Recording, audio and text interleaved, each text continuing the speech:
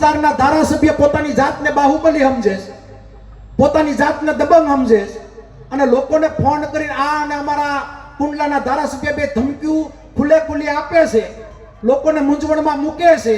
પણ અમે ઈ કોંગ્રેસી સહી કે છેલ્લા શ્વાસ સુધી તમને મૂકશું નહીં, તમારા આકાવ સામે લડીએ છીએ અને તમારી તાકાત એની બધાની સામે અમે લડવાનું કામ કરીએ છીએ, કારણ કે જનતા અમારી ભેગી છે. તમે જે પ્રકારની ધાક ધમકી આપો છો, આ જિલ્લામાં પ્રથમ મુખ્યમંત્રી જીવરાજભાઈ મહેતા આપ્યા હોય, આ જિલ્લાની અંદર દ્વારકાદાસ પટેલે સાંસદપણું કર્યું હોય, આ જિલ્લાની અંદર દિલીપભાઈ સંઘાણીએ સાંસદપણું કર્યું હોય, આ જિલ્લાની અંદર મનુબાપા કોટડિયાએ સાંસદપણું કર્યું હોય, આ જિલ્લાની અંદર રવાણી સાહેબે સાંસદપણું કર્યું હોય.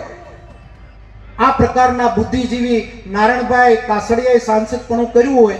નીચલી કક્ષાનું રાજકારણ ક્યારેય નથી કર્યું. તમે નવો શીલો પાડવા જે જઈ રહ્યા છો, તમે 45 વર્ષના છો, હું 44 વર્ષનો છું. લાંબા ગાડાએ જવું હોય અને લાંબુ આગળ હાલવું હોય તો ધંધીના બંધ કરી દેજો, નહીં પાટો પાછો કઈક બીજે વિયો જાય,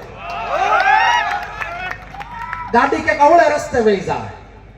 કારણ કે આ જિલ્લાએ દબંગ લુખેશને કોઈ દી સ્વીકાર્યા નથી. આ તમે ધંધો કીધું ને, આ ધારાસભ્યો હાજરો 2 દિવસથી ફોન કરે કે અમે જોઈ લેવું.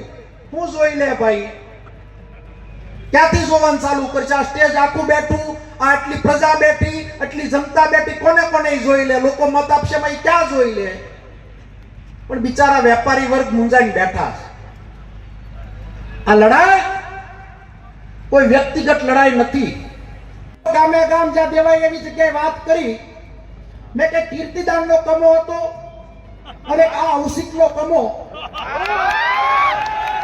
આ કમાનું સિલેક્શન એટલા માટે થયું છે, આ જિલ્લાની જનતાને મૂંઝવણમાં એટલા માટે આ લોકોએ મૂકી છે કે આની પાછળ કઈક ગંધ આવે ને એનું સંશોધન મેં કર્યું તો એ ગંધ મને પકડાઈ ગઈ. કારણ કે નાડ પારખવાની મારી આદત છે, સમજવાની મારી આદત છે અને નાડ પારખવામાં અમરેલી જિલ્લાની જનતાના જીવ સાથે ઔસિકે રમવાનું મોટું પાપ કર્યું.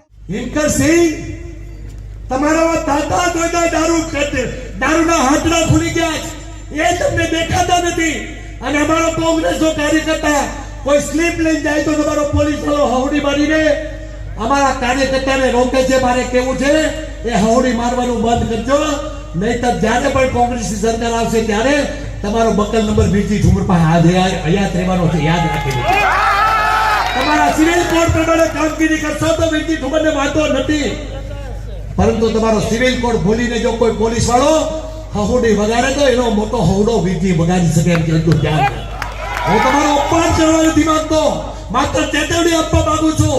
કેટલા ભારતીય જનતા પાર્ટીના કાર્યકર્તાને પકડ્યા.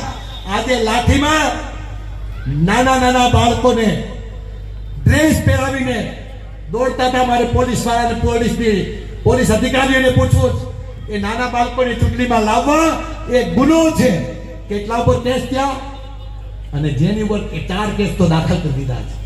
અરે આ વીરજી ઠુમરની દીકરી છે, કદાચ મારી ઉપર 35 કેસ હાલતા હશે, એની ઉપર 100 કેસ હાલે તો અમારે આખો કોંગ્રેસ જેનીબેન ઠુમરની સાથે છે.